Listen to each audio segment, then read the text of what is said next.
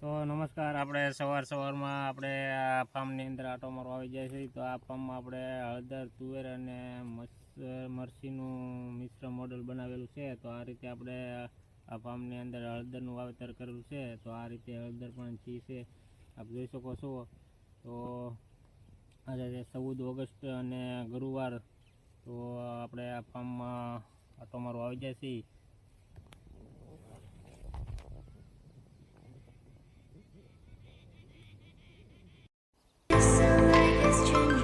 So far away from me, you said you're running for me, but I managed from sorry.